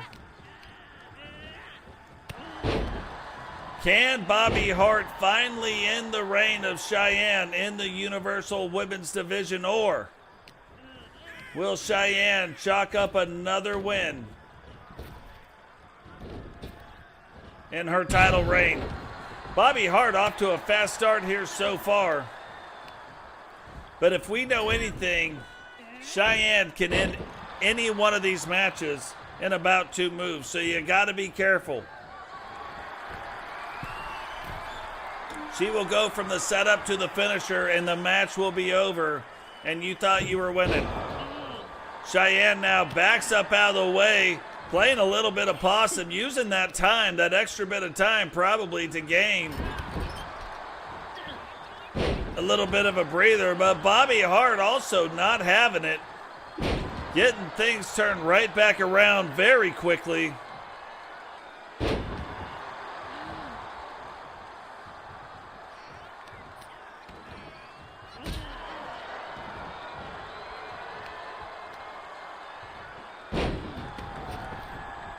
Oh, watch out.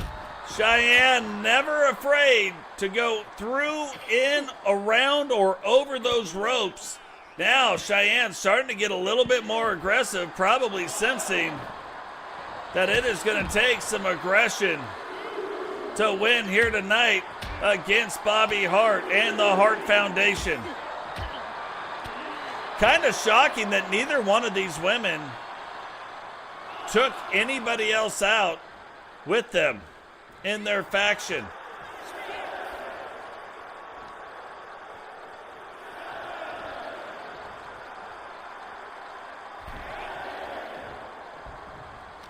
And again, Shyanne doesn't really care if there's a count out or not, win or lose, because the belt will not change hands. And remember, at the end of the day, that's really the only thing that matters in the title match. Not did you win it, but did you retain your title?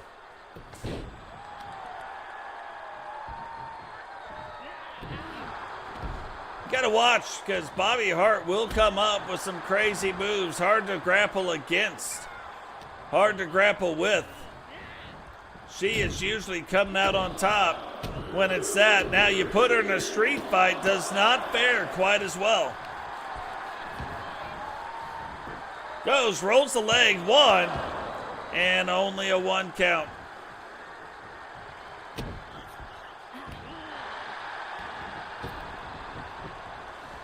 Right when we said Cheyenne's got no problem with it, you can see Bobbi Hart, 0 issues with using the ring, going in through, up and down, around, does not matter. But also has 0 issues with it.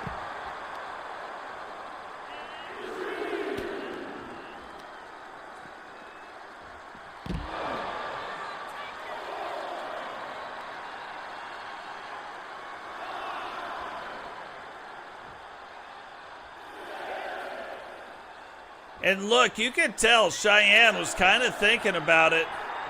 Like, should she go get her? Should she do this? Decided against her, waited for her in the ring, but look at how fast Bobbi Hart got into the ring. And there it is. That is her finishing move, the 8-second ride. 1, 2, 3, and I am telling you, it looked like Bobbi Hart was on top of it the entire time, but Shyanne wins. And still the Universal Women's World Champion, the Extreme Shy Girl, Davis. It absolutely looked as if Bobbi Hart was going to win that title belt, and then out of nowhere, a little slip up by Bobbi Hart, and Shyanne puts the 8-second ride on her to end the match. And that's why she has retained this title belt for as long as she's retained it for. But that brings us to the very final match of the evening, the main event. What is going on, All Elite? Welcome to the stream. Now remember, Cecil Davis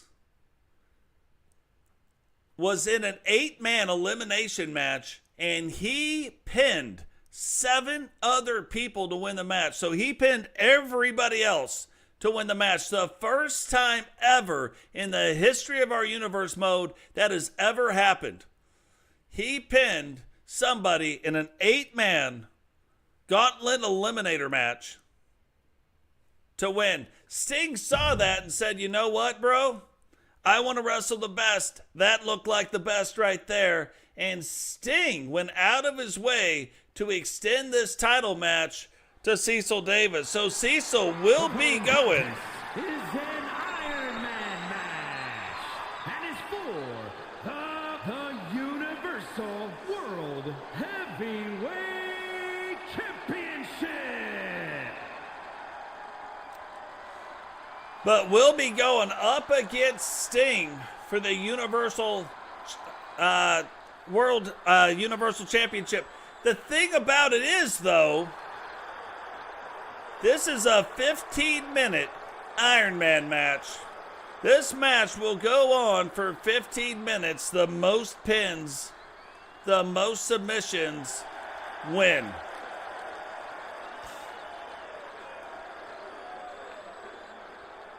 So Cecil Davis going back to his old mask, going back to his Season 5 mask, will get his very first shot ever at not just a World Championship, but at the Universal World Championship and against Sting. Now, if you were going to go up against somebody, going up against one of the best, that would be a way to win it. And can you believe that that match is happening here tonight on Monday Nitro?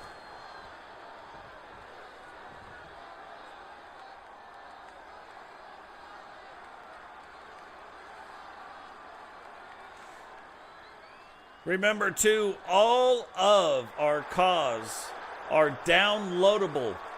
If you go to Community Creations, use the hashtag Totes, T-O-T-E-S, Every one of our created wrestlers is downloadable, and every one of our title belts is downloadable. If you see a title belt on here, downloadable in Community Creations.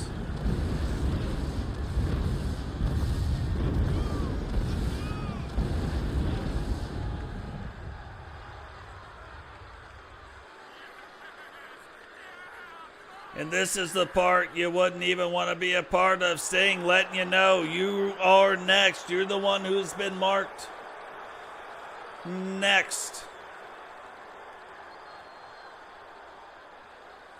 You know, there's probably a number of different matches that, yes, you could be in, that you may want to have Sting wrestle in, but a 15-minute Iron Man match, I don't know that that's the one that I would want to be in with Sting.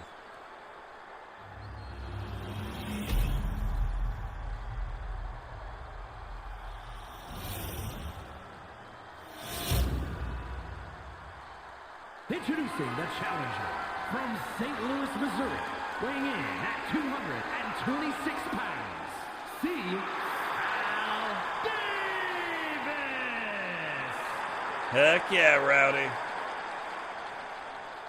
And his opponent from Venice Beach, California, weighing in at 259 pounds, the Universal World Heavyweight Champion, the Icon.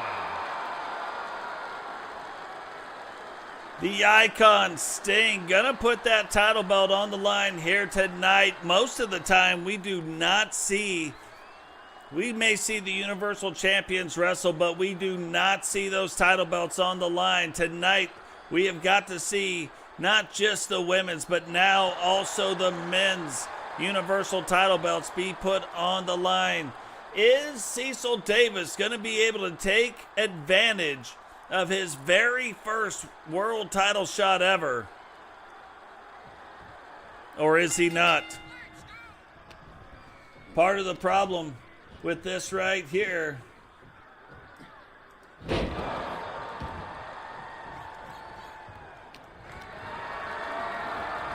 is going to be my camera placement. And for whatever reason, it won't let me move it.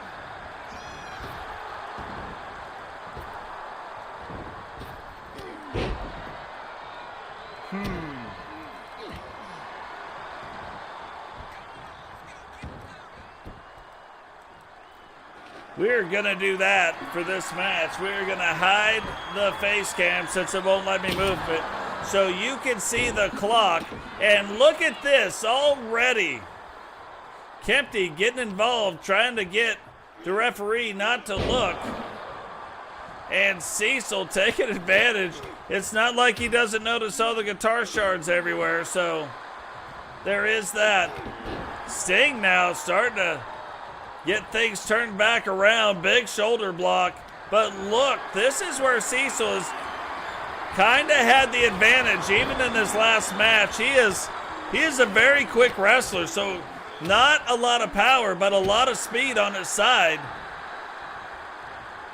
And it looks that even though he has given up some size to Sting, the pace at which he is wrestling, Sting is having a hard time trying to keep up with.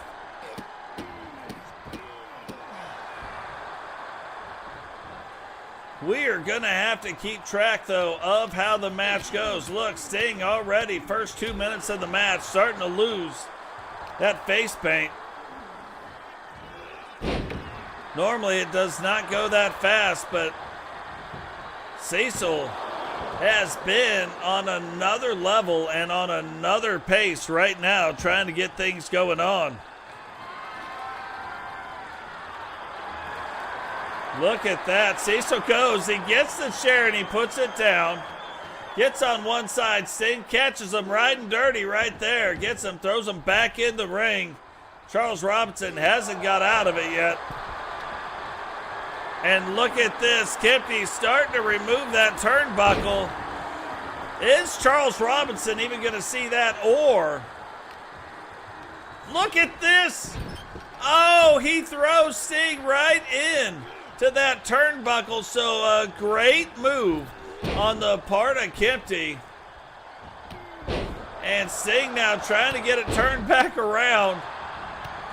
And this will be bad. Look, Cecil's in that corner, and he gets the Scorpion, the Stinger Splash right in that side part of the ring, in that, why can't I say it? But in the side of the ring that has no turnbuckle pad on it. And Cecil now trying to get that turned back around, rolls up the leg. 1, 2, and only a 2 count, so still 0-0 as we move through this 15-minute match. Charles Robinson, though, shockingly, or maybe not shockingly, has not noticed that turnbuckle pad is missing. Cecil wants to grab something else. And well, everything must be legal, because he hit Sting again. And I am betting you at this point right now, Sting has got to be thinking, maybe I shouldn't have did this. Because there was nothing that was going to sanction this match except Sting extending that offer. And Sting once again kicks out. Look at Kempty in that corner going, come on, man. 1, 2, 3. We got to get the 1, 2, 3. It looked like he was going to get Sting in his finisher, but Sting fights through it. Now Sting hits him with his finisher. Scorpion death drop, rolls up the leg. 1, 2, 3. And Sting goes up 1-0 with 10 minutes left in this match. Oh, he gets him again in that corner.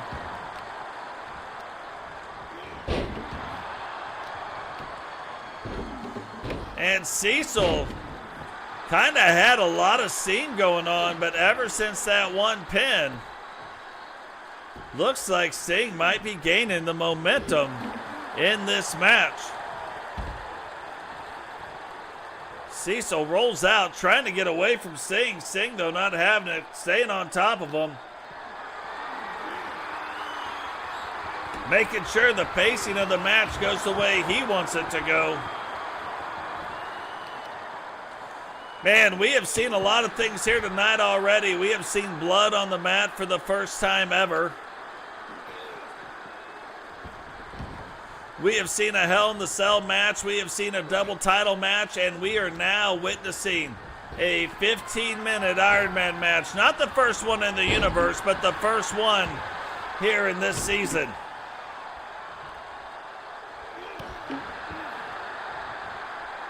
Oh, look at this. Can Cecil try to tie it up right here?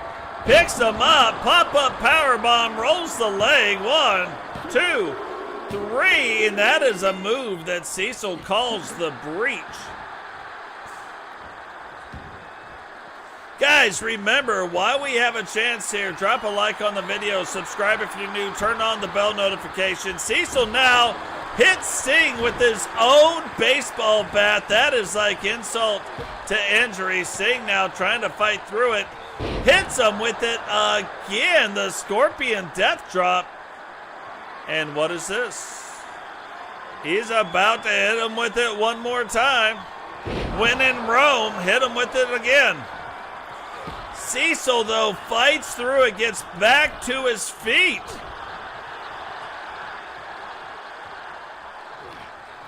Gets back to his feet after getting hit with 2 Scorpion death drops and hits him with that, throws him into that ring pad again. 1, 2, 3, and now Cecil goes up 2-0.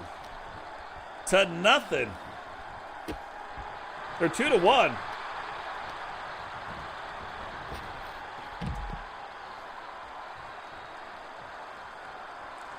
I have to put this in the chat so that I remember what's going on here. 7.5 minutes remaining in the match. Cecil right now leading the match 2-1. Sting trying to come back. And if Sting wanted to wrestle the best, he is getting his wish right here. It would be hard to believe that in his very first title shot for a world title, it is going to be the top title in the land. And could you imagine what that would mean for Cecil if he could win it?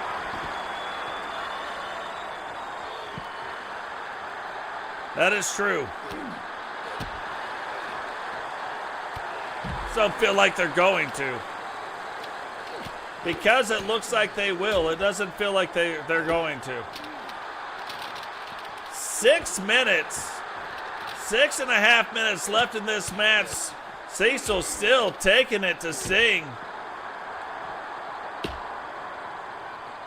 Sting almost has all the face paint off his face at this point. And Cecil keeps the offense going, throws him into that corner. Using every single thing he can, using kendo sticks, hitting him with guitars, hit him with his own baseball bat at one point. Sting now grabbing the kendo, jumps in the ring, but look at who's waiting for him. Knock, knock, who's there? Cecil Davis picks him up and throws him right down on the kendo stick. Now rolls up the leg. 1, 2, 3, and Cecil Davis now goes up 3-1. Look at that. It looked like Cecil was going to get that in. Looked like he was going to get it in again, but Sting stopped him from putting him in the breach, and Sting has got to start making some inroads. Now goes. Can Sting get the first tap out win here, or tap out submission move in this match? He does. Now Sting brings it back. 3-2 Cecil. Rolls him up again. 2, 3, and Sting ties it up. With 5 minutes remaining in the match, 2/3 of the match down.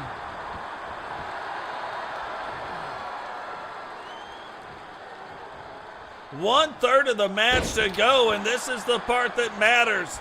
Can Sting come out on top? Like, yeah, title belt won't change hands with the tie, but if you were the one that issued the challenge, you kind of want to be the one that wins it.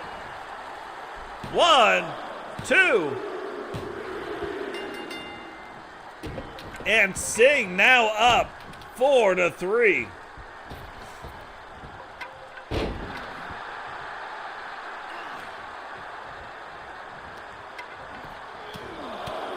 It looked like for a while there Cecil was going to walk through this and just win the title, no problem. But now with 4 minutes left, finds himself down 4-3.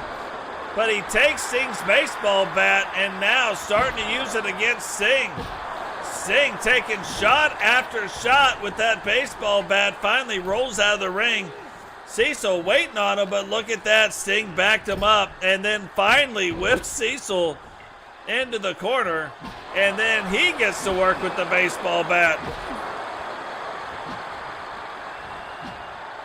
I can't believe that Sting has not been split open by now. Oh, look at this. Standing toe-to-toe. Sting has not landed a punch yet. Oh, he landed that one. Knife edge chop. Now a punch and a knife edge chop again. Cecil slapping across the chest. Back and forth they go. Sting starting to come back from it. And look at that. Sting finally coming out on top. Now taking it up to the top rope. Is he going to be able to get that in? He does. Rolls up the leg. 1, 2. And another 1, 2, 3 for Sting. Sting now taking the lead 5-3. Cecil only has 2.5 minutes left. Is he going to be able to come back? 2, 3. And Cecil brings it back within one again.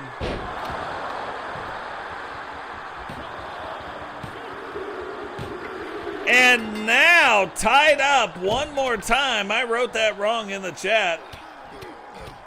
But back to 5-5 with 2 minutes left. Who is going to be able to come out on top? Cecil now going down, getting the baseball bat. Sting avoiding the bat, but Cecil wisely not going after the bat for a second time. Whip Sting into that corner.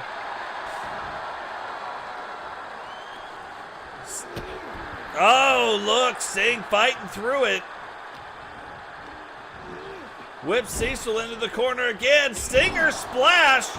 Is he going to go for the pin? He does.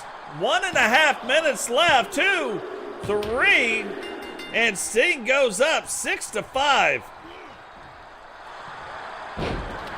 Sting might be going up 7-5 if he can roll this in. Rolls it in.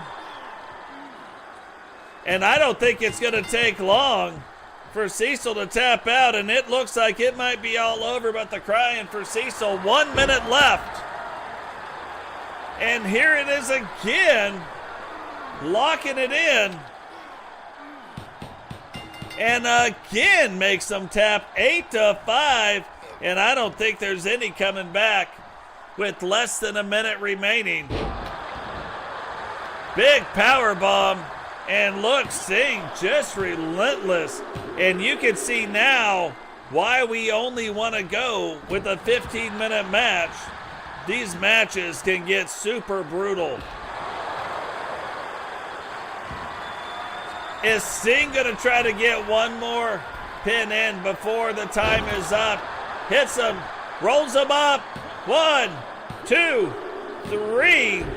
And right there in the last little part of this match, doubles the score. Double meant pleasure, double meant fun. Hits him yet again, 10 seconds left, and I think right there, it looked like Sting was going to let it go. And it is too late, but Sting will retain the WCW, or the Universal Championship. The Universal World Heavyweight Champion, the Icon. It's funny, it gets to a point in these matches where you don't think it's going to happen. Like you think it might be a low-scoring match, and then something like that happens. Last 2 minutes, Sting ends up doubling up on the score, winning it 10-5. Congratulations goes out to Sting. But like I said, if you're going to issue the challenge, you're going to want to answer the call. So, congratulations to Sting. That is going to do it for us here tonight. That was an absolutely brutal match. We have had a couple brutal matches here tonight. That 8-man tag match and the hardcore match, and then this match. 3 very brutal matches here tonight. But what a great show. But that is going to do it for us here tonight on Monday Nitro.